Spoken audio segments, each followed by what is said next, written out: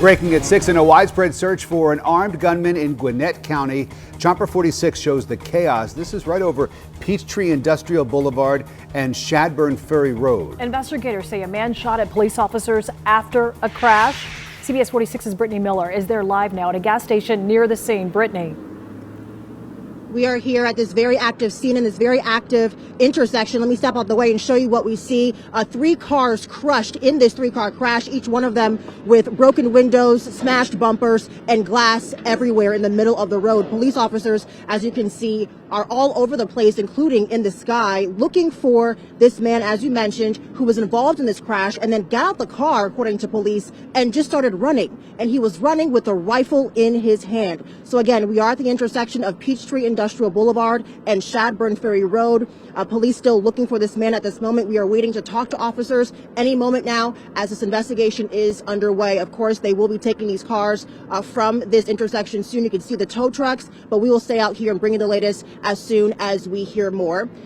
For now, we are live in Beaufort. Brittany Miller, CBS 46 News. All right, Brittany, keep us posted. And we have more breaking news at 6. Atlanta police looking for 2 suspects who shot a man earlier this month at Lenox Square. Investigators say Shakira King and another man shot the victim in a parking lot. King is in jail. He's facing multiple charges, including aggravated assault and armed robbery. Police are still searching for the second suspect. This also breaking at 6. The man charged after he and an Atlanta police officer were struck by a car in the Fulton County Jail. Police arrested Xavier Reeves. Investigators say he ran away after stealing cash from a man and then getting into a fight. During that chase, a car struck him and the officer. The driver of that car was not charged.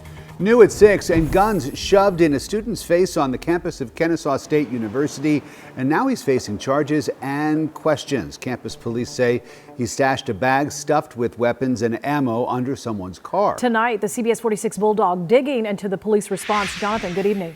Guys, good evening to you. That young man just released this week on bond, and we learned today he was a student at KSU, but questions still days later as to what he was doing with those weapons in the first place. Just days ago, police descending on this parking deck on the campus of Kennesaw State. Approaching a 23-year-old man with guns drawn. Grant Deere of Kennesaw, seen throwing a suspicious duffel bag under a random car, according to police. Officers searching what was inside, reportedly finding a handgun, bullets, and a knife. The panic was started when police got reports of a shirtless man carrying a duffel bag, possibly shooting off rounds nearby. When he was located on campus, officers weren't taking any chances. And the student was charged with 2 felonies for bringing weapons into a school zone, apparently breaching open carry protections. Meanwhile, I pressed KSU for more answers on this student's intent and if he's still allowed on campus. No answers to that yet, guys. All right, thank you, Jonathan. Well, any snow or ice that fell this morning, pretty much gone. This clears the way now for a dry but cold weekend coming up. Chief Meteorologist Jennifer Valdez has the forecast for us, and we saw that snow from earlier, but nothing like that right now, right? No, nothing like that. And look, lots of sunshine over the area. We're going to keep it nice and clear tonight, but that is going to allow those temperatures to drop very quickly. We are in the 40s right now, 47, and this is warm compared to what's happening tonight. That's because temperatures dropping very quickly with the clear skies and the light winds. We're going to see a significant change here as we drop to 36 by 9 o'clock. By 11 o'clock, we're down to 34. By the time you wake up tomorrow morning, it'll be in the 20s. This is the coldest temperatures we have seen since January, so it is going to be a little bit of a shock to the system. Good news is more sunshine tomorrow, and we warm back up to the mid-50s. A beautiful day. Enjoy it while it lasts, because although it will be dry this weekend, we do have rain back in the forecast. I'll pinpoint when the next batch of rain will arrive coming up. All right, thank you, Jen. And you can download the free CBS 46 News app to get weather alerts sent directly to your cell phone. The app is available for Apple and Android users. CBS 46 working to get results tonight for a homeowner tasked with paying a $10,000 water bill.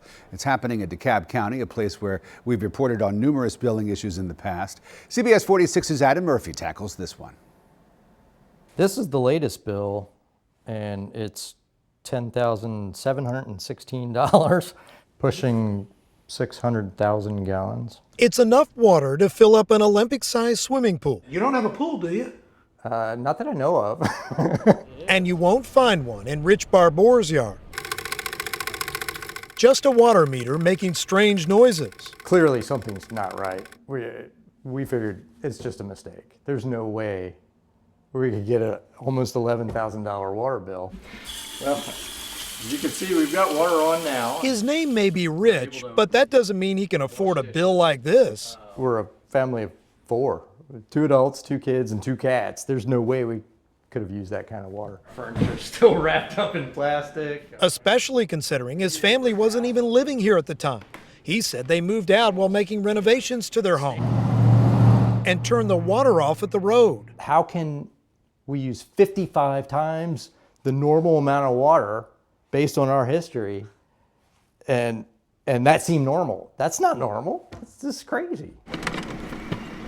So CBS46 contacted DeKalb County, and they sent a crew out to investigate and make repairs to the meter. I'd still urge everybody in the neighborhood to look at your bill.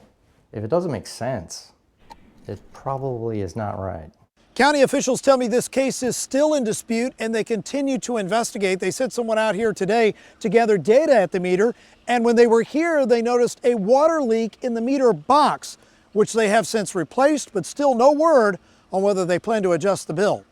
In DeKalb County, Adam Murphy, CBS 46 News. Adam, thank you. Right now, emergency repairs are going on along the Beltline. Chopper 46 flew over the East Side Trail near the restaurant Ladybird Grove and Mess Hall. The Department of Watershed Management has crews working to fix this issue. Areas labeled off limits include a street near Krog Street Market. Another sinkhole issue, this time in DeKalb County. A home daycare owner worried about children's safety there. The Stone Mountain sinkhole opened after the county worked on a water drain. The homeowner says this has been going on for years. She's now demanding a more permanent solution from the county. I would like to see that hole being taken care of and the drain maintained, because they fix it, and then once the weather get bad, it leaves a big hole and it looks terrible and it's very dangerous. County inspector will evaluate the area next week to determine the cause and any necessary repairs. The battle over a Georgia law that calls for banning abortions once a heartbeat is detected in the womb resumes. Lawmakers for and against the so-called heartbeat law are arguing over whether or not it should be permanently barred from taking effect. Governor Kemp signed the bill into law last May. Months later, a U.S. district judge temporarily blocked it. Thursday, lawyers on both sides each filed motions asking the judge to rule in their favor without going to trial. I'm Haley Mason here at the Gold Dome desk. It may cost you more to vape in Georgia if some lawmakers get their way. Lawmakers are pushing to add a tax to vaping products in Georgia. They filed a bill to add a 7% excise tax on all vaping and consumable vaping products. The excise tax would come on top of regular sales taxes in the state. The bill would also call for vaping vendors to have renewable vaping licenses in order to sell the products. That first year of license registration would cost $250. The annual renewal would be $10. Each license would only be valid for 12 months. And state lawmakers are also considering a bill that would send porch pirates to prison for up to 5 years. House Bill 954 would make it a felony if you were caught stealing from someone's porch. It will be taken up in a hearing next week. And according to research agency CNR Research, more than a third of people across the country have had a package stolen. The average cost to replace a stolen package is about $109. At the Gold Dome desk, I'm Haley Mason for CBS 46 News. Haley, thank you. Turning to campaign 2020, Georgia Congressman Doug Collins telling President Trump thanks, but no thanks. Late last night, the president said he is considering Collins for the permanent director of national intelligence job. This morning, Collins said that while he is humbled to be considered, he is focused on running for Senate and will not accept the job. Congressman Collins, you may recall, is trying to defeat fellow Republican and newly appointed Senator Kelly Loeffler. The Democratic candidates include Reverend Raphael Warnock, Ed Tarver, and Matt Lieberman. CBS 46 is everywhere. New York City police arrest an Atlanta murder suspect. Officers with a regional task force captured Michael Miata Wednesday in Queens. He's accused of killing a man last weekend at the Peachtree Park Apartments. The lights are back on in Atlanta's Cabbagetown neighborhood after a chase and a crash knocked down a power pole. This happened last night on Carroll Street. Georgia State Patrol troopers were involved in that crash. The suspects got away. No troopers were hurt. DeKalb County Police releasing new video of a possible murder suspect. Police say the man seen walking into this store sped away from the Citgo on North Harrison Road on Wednesday night after shooting and killing a man. Police believe the shooting happened after a fight. 5 men arrested in connection with the deadly Coweta County home invasion that killed a 14-year-old girl. Investigators say the men stormed into the Grantville home last week. During the home invasion, one of the men fired the shot that killed Haley Adams. A federal judge questions the plan to remove an overturned cargo ship off the coast of Georgia. This is a Texas-based salvage firm that wants to saw the Golden Ray into 8 different chunks and then tow it away. The ship overturned in September. Oh, what a day. Started off with all the clouds, the cold weather, even a couple flurries across North Georgia. Now, nothing but sunshine as that sun sets over Midtown. That's going to allow temperatures to drop very quickly. Right now, 47 degrees in Atlanta. We did pick up 1/100th of an inch of rain since midnight at the airport. So definitely got a break from the rain. And now we're going to get a break from the clouds as we keep it nice and dry tonight. And we see lots of sunshine this weekend. Right now on CBS 46 pinpoint radar, again, not a cloud in the sky, no rain at all. High pressure moving down to the southeast. It's going to dominate our weather. It's going to keep it nice and sunny and dry, but it's also bringing some colder temperatures for tonight. If you're heading out, just bundle up. We've got beautiful weather, no rain gear needed, but definitely winter gear needed as we drop pretty quickly. By 10 p.m., already 36 degrees. By 4 a.m., 31, 6 a.m., 30. By the time you wake up around 7, 8 a.m., we're down to 29 degrees in Atlanta. Clear skies allowing for a very cold night.